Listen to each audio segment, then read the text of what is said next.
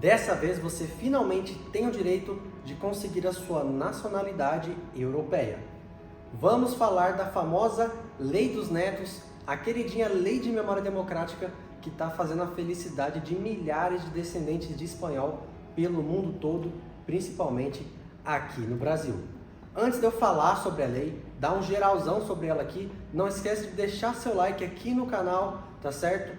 Se inscrever e deixar suas dúvidas aqui nos comentários e sugestões para próximos vídeos, tá bom? Hoje vou então dar uma geral do que é a Lei da Memória Democrática, como que você pode se beneficiar dela, quem pode se beneficiar e também como é a documentação necessária e como dar início, meio e fim aos trâmites, tá bom?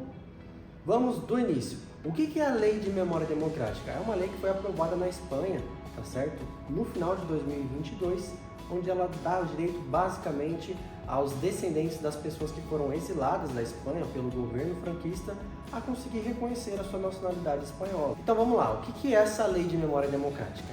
Ela foi aprovada ali em outubro de 2022 e está válida até hoje, em 2024, mas não oficialmente por muito tempo. Então, se você ainda não foi atrás, corra, vamos prosseguir. Essa lei permite basicamente que netos de espanhóis consigam reconhecer a sua nacionalidade. Até então, os casos, em geral, não permitiam que um neto de espanhol tirasse a nacionalidade. É claro que um caso ou outro era possível, mas era dentro de brechas, de prazos muito específicos, quase nunca era possível. Dessa vez, em geral, você é neto de espanhol ou espanhola, você vai conseguir, com toda certeza, tirar a sua nacionalidade, tá certo? O bisneto também, em alguns casos, ele consegue, tá certo? Preferencialmente se você for bisneto ou bisneta de um homem espanhol. Em alguns casos, o trineto consegue tirar também, quando o bisneto, no primeiro caso, consegue reconhecer a sua nacionalidade e o filho dele, né, no caso o trineto, tira junto também. Então essa lei não se estende também só para netos, mas ela vai até o trineto em alguns casos, tá certo? Não são todos. Olha só, se o trineto está vivo, o bisneto não é possível tirar a nacionalidade. Pelo menos os consulados não estão fazendo dessa forma, ok? Vamos lá. Documentação necessária. Gente, o documento mais importante para você conseguir dar início ao seu trâmite é a certidão de nascimento do espanhol.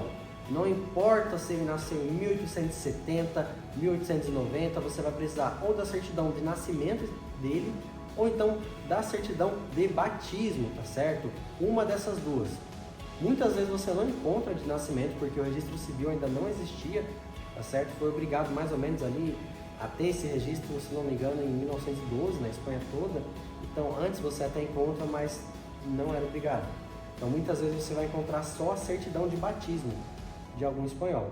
Se você não encontrar nem o batismo e nem a certidão de nascimento, não vai conseguir, tá? Por mais que as certidões de casamento, de óbito e de nascimento dos filhos do espanhol estejam constando que ele nasceu na Espanha, não é possível, tá? Você precisa de um documento espanhol que dê fé que essa pessoa realmente nasceu na Espanha.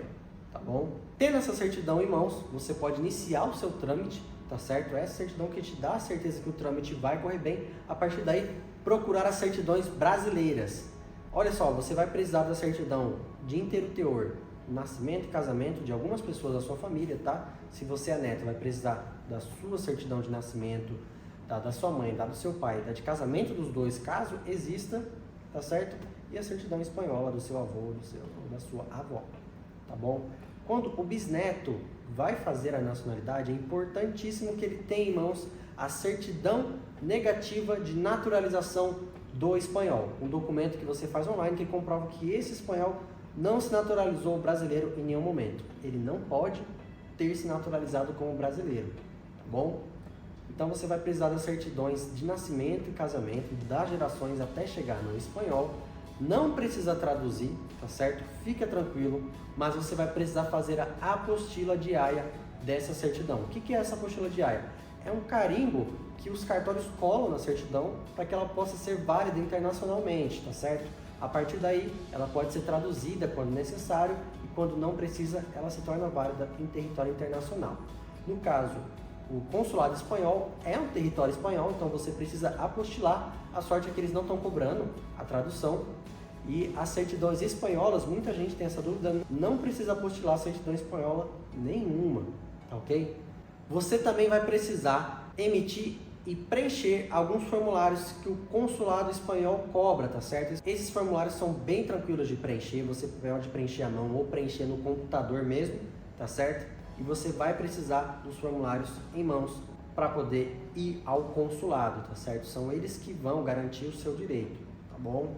Gente, vocês com a documentação em mãos precisam marcar a cita prévia no consulado. O que é a cita prévia? É uma data na qual você comparece ao consulado para entregar essa documentação. Atualmente o Brasil tem 5 consulados espanhóis, tá? Você tem o de Brasília, você tem o de Salvador, você tem o do Rio de Janeiro, tem o de São Paulo e tem o de Porto Alegre. Cada um responsável por determinada região, que eu vou estar deixando aqui na descrição também para você ver qual consulado é responsável pelo seu caso, tá bom? Cita prévia marcada, se prepare para ir ao consulado, leve toda a documentação, revise mais de uma vez, veja se tudo está certo, tá?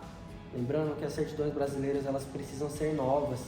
Não vale aquela certidão de nascimento que você tem de quando você era bebê, não vale a certidão de casamento que seus pais têm guardado.